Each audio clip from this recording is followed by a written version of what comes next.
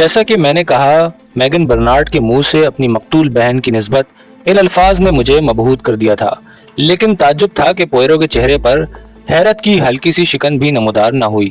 اس نے محض اپنے سر کو کئی بار سنجیدگی سے ہلایا اور بولا، آپ بہت سمجھدار ہیں میڈم۔ میگن برنارڈ نے اسی سنجیدہ لہجے میں کہنا شروع کیا، سچ پوچھئے تو اپنی بہن سے مجھے بڑی محبت تھی، لیکن میں اس کی طرح احمق نہ تھی۔ اس کی بعض حماقتوں پر میں نے اسے کئی بار تنبیہ کی، سمجھایا بجھایا، لیکن اس کمبخت پر ذرہ برابر بھی اثر نہ ہوا۔ پوئرو کے لبوں پر ہلکی سی مسکراہٹ نمودار ہوئی۔ میڈم، میں آپ سے پھر عرض کرتا ہوں کہ آپ بلا کھٹ کے ہر بات ظاہر کر دیں، اسی میں آپ کا فائدہ ہے۔ میں آپ کی مدد کرنا چاہتا ہوں۔ آپ نے میرے دوست ہاسٹنگ سے اپنی بہن کی نسبت جو جملہ کہا تھا، اس سے ظاہر ہوتا ہے کہ اس کی عادات اور خصلتیں وہ نہیں تھیں جو آپ بتاتی ہیں۔ کیا یہ سچ نہیں؟ میگن نے آہستہ سے کہا، بلا شبہ میری بہن کے لیے اب خطرے کی کوئی بات نہیں۔ میں تو خود چاہتی ہوں کہ اس کے بارے میں آپ سب کچھ جان جائیں۔ وہ ان لڑکیوں میں سے تھی جو ہمیشہ ایک ہی ڈگر پر چلتی ہیں، کام کے وقت کام اور آرام کے وقت آرام۔ اس نے ایسا کبھی نہیں کیا کہ کام سے چھٹی کر کر سیر و تفریح کرتی پھرے، لیکن پھر بھی وہ یہ ضرور پسند کرتی تھی کہ اسے کوئی نوجوان اپنے ساتھ کسی ناچ گھر یا سینما میں لے جائے۔ اور وہ خوبصورت تھی؟ جی۔ پوئرو کے منہ سے سوال میں تیسری بار سن رہا تھا۔ 2 مرتبہ اسے جواب ہی نہ ملا تھا، لیکن اس مرتبہ اس سوال کا عملی جواب اسے دے دیا گیا۔ میگن برنارڈ میز پر سے اٹھی، اپنا سوٹ کیس کھولا اور اس میں سے کوئی چیز نکال کر پوئرو کو دی۔ یہ ایک لڑکی کی تصویر تھی جس میں صرف اس کا چہرہ اور بازو نظر آتے تھے۔ لڑکی کے تراشیدہ بال گھنگریالے تھے جو گچھے کی صورت میں اس کے سر پر رکھے ہوئے معلوم ہوتے تھے۔ اس کے ہونٹوں پر ایک مصنوعی اور مکارانہ قسم کی مسکراہٹ تھی۔ برنارڈ الزبتھ کو خوبصورت قطعی نہیں کہا جا سکتا، البتہ اس کی شکل و صورت میں ظاہری طور پر بدصورتی نمایاں تھی۔ پوئرو نے تصویر واپسی کرتے ہوئے کہا، آپ کی شکل اپنی بہن سے بالکل نہیں ملتی۔ جی، خاندان بھر میں میری شکل کسی سے نہیں ملتی، مجھے یہ معلوم ہے۔ آپ کس اعتبار سے سمجھتے ہیں کہ آپ کی بہن کا رویہ احمقانہ تھا؟ مسٹر ڈونلڈ فریسر سے آپ کی بہن کے جو تعلقات تھے، کیا آپ کا مطلب یہی ہے؟ آپ کا اندازہ درست ہے۔ ڈونلڈ نہایت سنجیدہ اور خاموش طبع نوجوان ہے، لیکن خیر فطری طور پر وہ بعض باتوں پر سخت طیش میں آ جاتا تھا۔ اور پھر کیا؟ پوئرو نے جلدی سے پوچھا۔ اس کی نگاہیں لڑکی کے چہرے پر جمی ہوئی تھی۔ ممکن ہے یہ میرا وہم ہی ہو، لیکن مجھے تو یہی محسوس ہوتا ہے جیسے لڑکی نے جواب دینے سے پیشتر محض 1 سیکنڈ کے لیے تأمل کیا ہو۔ مجھے افسوس ہے کہ وہ میری بہن کو اکثر دھمکیاں دیا کرتا تھا، اور یہ نہایت بری بات تھی۔ اس میں شک نہیں کہ وہ سیدھا سادہ محنتی نوجوان ہے اور ایک اچھا خاوند ثابت ہوتا۔ پوئرو مسلسل اس کی طرف ٹکٹکی باندھے دیکھتا رہا۔ اس طرح گھورنے سے لڑکی کے چہرے پر ذرہ برابر بھی سرخی نمودار نہ ہوئی، بلکہ وہ خود بھی پوئرو کو اسی طرح تکتی رہی۔ میں نے ان گھورتی ہوئی نظروں میں ایک خاص بات بھی محسوس کی۔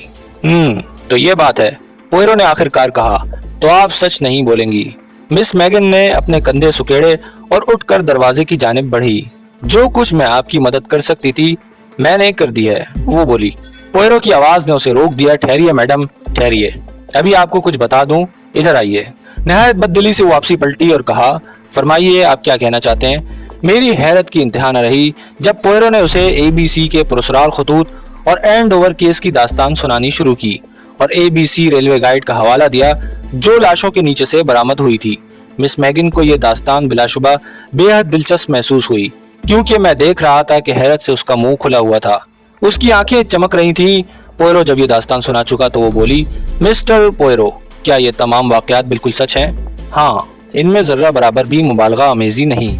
گویا آپ کے کہنے کا مقصد یہ ہے کہ میری پیاری بہن واقعی ایک جنونی قاتل کے ہاتھوں ہلاک ہوئی ہے۔ یقیناً، لڑکی نے ایک سرداہ بھری۔ او میری بہن، خدا رحم کرے، خدا رحم کرے۔ اب آپ پر روشن ہو گیا ہوگا میڈم کہ جو معلومات میں آپ سے حاصل کرنا چاہتا ہوں وہ آپ بلا خوف و خطر مجھے بہم پہنچا سکتی ہیں۔ ان میں کسی کو کوئی خطرہ نہیں، لہذا صاف صاف بتا دیجئے جو آپ کے دل میں ہے۔ جی ہاں، میں بخوبی سمجھ گئی ہوں، تو آئیے ہم وہیں سے اپنی گفتگو جاری کریں جہاں اسے چھوڑا تھا۔ پوئرو نے کہا، میرے ذہن میں یہ بات آتی ہے کہ یہ شخص ڈونلڈ فریسر حد درجہ تند و تیز اور فاسدانہ مزاج کا مالک ہے۔ کیا میرا خیال صحیح ہے؟ میگن برنارڈ آہستہ آہستہ کہنے لگی، مسٹر پوئرو، میں اب آپ پر مکمل اعتماد کر کے بات کر رہی ہوں۔ اب میں آپ کو قطعی طور پر تمام بات کھول کر بتا دیتی ہوں۔ جیسا کہ میں نے پہلے کہا کہ ڈونلڈ نہایت سنجیدہ، خاموش طبع نوجوان ہے، لیکن اس کے باوجود فطری طور پر وہ رقابت اور حاسدانہ جذبات ضرور رکھتا ہے۔ اسے میری بہن سے بڑی محبت ہے اور میری بہن بھی اسے بہت چاہتی تھی، لیکن پھر بھی وہ دوسرے آدمیوں سے روابط رکھتی تھی، اور یہ بات ڈونلڈ فریسر کو ہرگز پسند نہ تھی۔ مصیبت تو یہ تھی کہ وہ ایک کیفے میں کام کرتی تھی جہاں روزانہ سینکڑوں نئے آدمی آتے تھے، اور میری بہن میں یہی کمزوری تھی کہ جہاں کسی خوبصورت نوجوان کو دیکھا اس سے پینگے بڑھانا شروع کر دیں۔ وہ اپنی اس عادت سے مجبور تھی۔ وہ تو یہاں تک کہا کرتی تھی کہ ڈونلڈ سے شادی ہونے کے بعد بھی وہ اپنا کھیل جاری رکھے گی۔ میگن سانس لینے کو رکی۔ پوئرو نے کہا، میں سمجھ رہا ہوں، آپ اپنی بات جاری رکھیے۔ بس میری بہن کا یہ عجیب و غریب رویہ ڈونلڈ کی سمجھ میں نہ آتا تھا، اور یہ بھی حیرت کی بات ہے کہ اگر ڈونلڈ پر وہ دل و جان سے فدا تھی تو پھر دوسرے نوجوانوں کے ساتھ ناچ گھروں اور سینما میں اور ہوٹلوں میں کیوں جاتی تھی، اور پھر اسی معاملے پر ان کے درمیان کئی مرتبہ چک ہوئی۔ مسٹر ڈونلڈ نے آخرکار اپنی خاموشی کو توڑ دیا۔ آخر وہ کہاں تک یہ تماشا دیکھتا؟ اس کا صبر کا پیمانہ جب لبریز ہو گیا تو اس روز چھلک اٹھا۔ چنانچہ وہ اتنے طیش میں تھا کہ میری بہن بھی خوفزدہ ہو گئی۔ یہ کب کی بات ہوگی؟ کوئی سال بھر ہوا جب ان میں جھگڑا ہوا تھا، اور دوسرا کوئی مہینہ بھر پہلے۔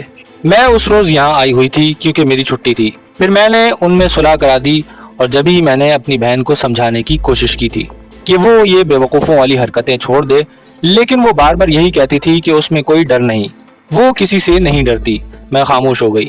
اس کے بعد میری بہن نے ڈونلڈ سے خامخواہ جھوٹ بولنا شروع کر دیا۔ اس روز اس نے ڈونلڈ سے کہا کہ وہ اپنی کسی سہیلی سے ملنے کے لیے میسنگر جا رہی ہے۔ ڈونلڈ نے پتہ لگایا تو اسے معلوم ہوا کہ فی الحقیقت وہ ایک آدمی سے ملنے ایسٹ بورن گئی تھی۔ وہ شخص شادی شدہ تھا۔ چنانچہ ڈونلڈ پھر آگ بگولا ہو گیا اور دونوں میں تلخ کلامی ہوئی۔ میری بہن نے اس سے کہا، میں تم سے ہرگز شادی نہیں کروں گی، اور تمہیں مجھے روکنے کا کوئی حق نہیں۔ جس سے جی چاہے گا ملوں گی، اور جہاں میری مرضی ہوگی جاؤں گی۔ یہ سن کر ڈونلڈ غصے سے کانپنے لگا۔ اس کا چہرہ سرخ ہو گیا اور اس نے کہا تھا کہ ایک روز۔ ہاں، ایک روز؟ پھر اس نے کیا کہا تھا؟ پوئرو نے جلدی سے پوچھا۔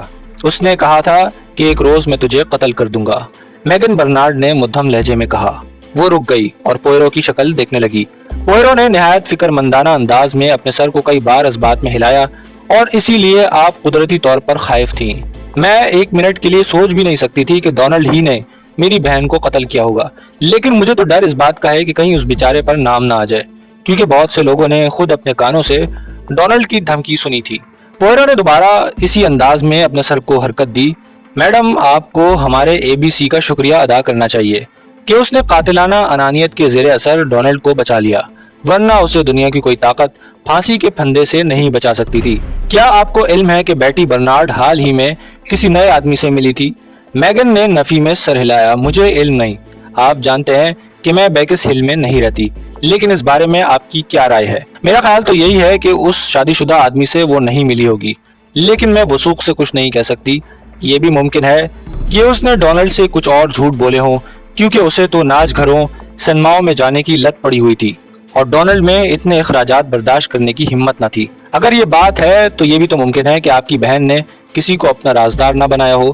مثال کے طور پہ کیفے میں کام کرنے والی وہ موٹی سی لڑکی۔ بہرحال میرا خیال یہ نہیں، اس لڑکی ہیگلے کو میری بہن پسند نہیں کرتی تھی، اور دوسری لڑکیاں نئی آئی تھیں۔ دفتن مس میگن کے سر پر دیوار میں لگی ہوئی برقی گھنٹی زور سے بج اٹھی۔ لڑکی نے اٹھ کر کھڑکی سے باہر جھانکا اور جلدی سے اپنا سر اندر کر کے کہا، ڈونلڈ آیا ہے۔ اسے فوراً یہاں لے آئیے، پوئرو نے جلدی سے کہا۔ اس سے پیشتر کہ ہمارے انسپیکٹر دوست یہاں آ جائیں، میں ڈونلڈ سے چند سوال کرنا چاہتا ہوں۔ بجلی کی مانند میگن برنارڈ باورچی خانے سے نکلی اور چند سیکنڈ بعد ڈونلڈ فریسر کا ہاتھ پکڑے ہوئے کمرے میں داخل ہوئی۔ ڈونلڈ فریسر کی صورت دیکھتے ہی میرے دل کو ایک دھچکا سا لگا۔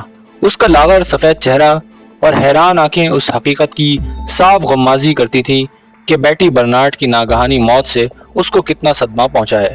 اس میں شک نہیں کہ طویل القامت تقریباً 6 فٹ کا لمبا چوڑا نوجوان تھا۔ اسے خوبصورت نہیں کہا جا سکتا، لیکن پھر بھی پرکشش اور خصوصاً لڑکیوں کے لیے اس میں جاذبیت کے خطوط موجود تھے۔ میگن، یہ معاملہ کیا ہے؟ وہ بولا۔ تم یہاں کیوں بیٹھی ہو؟ خدا کے واسطے مجھے بتاؤ، اصل معاملہ کیا ہے؟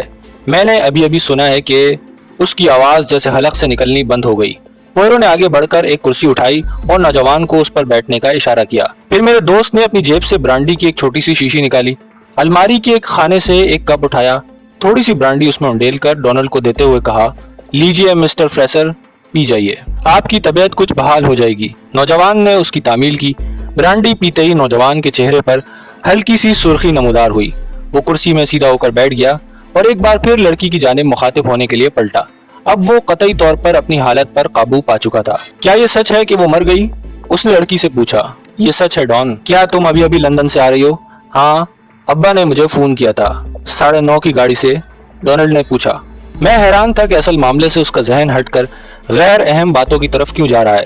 ہاں، میگن نے مختصراً جواب دیا۔ چند منٹ تک خاموشی رہی، پھر فریسر کہنے لگا، کیا پولیس کچھ کارروائی کر رہی ہے؟ پولیس افسران اوپر کی منزل میں ہے اور میرا خیال ہے کہ اس کا کمرہ دیکھ رہے ہیں۔ پولیس کا کیا خیال ہے؟ کس نے کیا؟ انہیں کچھ معلوم ہے؟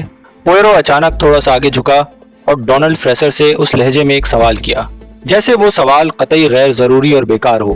کیا مس برنارڈ نے آپ کو بتایا تھا کہ گزشتہ رات وہ کہاں جا رہی تھی؟ فریسر نے سوال کا جواب رسمی طور پر دیا۔ اس نے مجھے بتایا تھا کہ وہ ایک سہیلی کے ساتھ سینٹ لینارڈ جا رہی ہے اور آپ نے اس کی بات پر یقین کر لیا۔ میں نے دفتن اس بے جان مشین میں جیسے جان پڑ گئی۔ وہ غصے میں چلایا، اس بےہودہ سوال سے تمہارا کیا مطلب ہے؟ اس کا چہرہ غصے سے یکدم لال بھبوکا ہو گیا، چہرے کی کمانیاں بل کھا گئیں، آنکھوں میں خون اتر آیا اور میں نے صاف طور پر محسوس کیا کہ اس کا غصہ دیکھ کر ایک لڑکی کیسے ڈر سکتی ہے۔ میں تو حیران تھا کہ اس نے پوئرو پر حملہ کیوں نہیں کیا۔ اتنے میں پوئرو سخت لہجے میں بولا، برنارڈ کو ایک جنونی قاتل نے ہلاک کیا ہے اور جب تک صحیح اور سچ باتیں نہ بتائی جائیں گی اس بے رحم قاتل کو پکڑنا ناممکن ہوگا۔ نوجوان کی نگاہیں سوالیہ انداز میں میگن کے چہرے کو تکنے لگیں۔ یہ بات ٹھیک ہے ڈان، یہ وقت ذاتی معاملات اور احساسات پر غور و فکر کرنے کا نہیں ہے۔ تمہیں سب کچھ دل سے نکال دینا چاہیے۔ ڈونلڈ فریسر نے مشتبہ انداز میں پوئرو کو دیکھا۔ تم کون ہو؟ تم پولیس سے تعلق رکھتے ہو؟ میں پولیس سے کچھ زیادہ ہی ہوں، پوئرو نے جواب دیا۔ ڈونلڈ تھوڑی دیر تک سوچتا رہا۔ میگن برنارڈ نے ایک دفعہ پھر اس پر زور ڈالا کہ وہ سب کچھ ظاہر کر دے۔ مجبوراً اس نے بولنا شروع کیا۔ جب اس نے مجھ سے کہا تھا تو میں نے اس کی بات پر یقین کر لیا اور میرے ذہن میں کوئی خیال نہ تھا کہ اس نے جھوٹ بولا ہوگا، مگر بعد میں مجھے شک ہوا کہ اس کا رویہ نہایت عجیب تھا۔ تو پھر میں نے ایک منٹ، پوئرو نے کہا۔ وہ ڈونلڈ فریسر کے عین سامنے جا کر بیٹھ گیا اور اس کی آنکھیں اس بدنصیب نوجوان کے چہرے پر مرکوز تھیں۔ میرے دل میں جب شک و شبے نے سر ابھارا تو میں شرمندہ بھی ہوا، لیکن خدا معلوم میرا دل مطمئن کیوں نہ ہوتا تھا۔ میں نے شبہ مٹانے کے لیے سوچا کہ جنجر کیٹ کیفے کے سامنے کسی جگہ چھپ کر دیکھوں کہ کام سے فارغ ہونے کے بعد وہ کہاں جاتی ہے۔ میں واقعی وہاں گیا، لیکن مجھے احساس ہوا کہ وہاں جانا ٹھیک نہیں۔ ممکن ہے وہ مجھے دیکھ لے تو پھر سخت ناراض ہوگی اور محسوس کرے گی کہ میں اس کی نگرانی کر رہا ہوں۔ پھر تم نے کیا کیا؟ میں سیدھا سینٹ لینارڈ گیا۔ جب میں وہاں پہنچا تو 8 بجے تھے۔ پھر میں نے بسوں کی نگرانی شروع کی، یہ دیکھنے کے لیے شاید وہ کسی بس میں نظر آ جائے، لیکن اس کا نام و نشان تک نہ تھا۔ اور پھر مجھے اپنے اوپر قابو نہ رہا۔ مجھے یقین ہو گیا کہ اس نے مجھ سے قطعاً جھوٹ بولا ہے اور وہ ضرور کسی آدمی کے ہمراہ گئی ہوگی۔ میں نے سوچا کہ شاید اس آدمی کے پاس اپنی کار ہو اور وہ دونوں ہاسٹنگز گئے ہوں۔ پھر میں ہاسٹنگز گیا، ہوٹلوں، ریسٹورانوں اور سنیما میں اس کو تلاش کیا، لیکن وہ نہ ملی۔ اور یہ بھی ممکن ہے کہ وہ شخص اسے ہاسٹنگز لے آنے کے بجائے کسی اور مقام پر لے گیا ہو۔ وہ رک گیا، اس کا چہرہ اب بھی تیش کے مارے سرخ ہو رہا تھا، جیسے وہ ابھی وہاں سے واپس آ رہا ہو۔ آخر کار تھک ہار کر میں واپس آ گیا۔ کس وقت مجھے صحیح طور پر معلوم نہیں۔ میں پیدل واپس آیا تھا، شاید 12 بجے آیا۔ پھر اسی وقت بورچہ خانے کا دروازہ کھلا۔ اوہ، تو آپ یہاں ہیں، انسپیکٹر کیلے کے منہ سے نکلا۔ انسپیکٹر کروم اسے ایک طرف ہٹا کر بورچہ خانے میں داخل ہوا۔ پہلے اس نے پوئرو پر ایک سرسری نگاہ ڈالی اور پھر بقیہ 2 اجنبیوں پر۔ مس میگن برنارڈ اور مسٹر ڈونلڈ فریسر سے ملیے، پوئرو نے تعارف کروایا۔ اور آپ ہیں انسپیکٹر کروم، لندن سے تشریف لائے ہیں۔ پھر وہ انسپیکٹر کی جانب پلٹا اور بولا، آپ تو اوپر کی منزل میں تفتیش کر رہے تھے۔ میں نے سوچا لگے ہاتھوں میں میگن برنارڈ اور مسٹر فریسر سے 2 باتیں کر لوں، شاید کوئی کام کی بات مل جائے۔ اچھا، انسپیکٹر کروم نے بے خبری میں جواب دیا۔ اس کی نگاہیں ابھی تک دونوں اجنبیوں کا جائزہ لینے میں مصروف تھیں۔ پوئرو واپس ہال میں جانے کے لیے اٹھا اور جب وہ انسپیکٹر کیلے کے قریب سے گزرا تو اس نے پوئرو سے دریافت کیا، کہیے کچھ معلوم ہوا؟ لیکن عین اسی وقت انسپیکٹر کروم نے کیلے کی توجہ اپنی جانب مبذول کرا لی اور وہ پوئرو کے جواب کا انتظار کیے بغیر کروم کی جانب چل پڑا۔ پوئرو کے پیچھے پیچھے میں بھی ہال کمرے میں جا پہنچا۔ کوئی خاص بات معلوم ہوئی؟ میں نے اس سے دریافت کیا۔ ہاں، صرف یہ کہ ہمارا جنونی قاتل نہایت اعلیٰ دماغ کا مالک ہے۔ میں اس کا مطلب بالکل نہ سمجھا کہ وہ کیا کہنا چاہتا ہے، لیکن اس کے باوجود مزید تفصیل پوچھنے کی مجھے جرت نہ ہوئی۔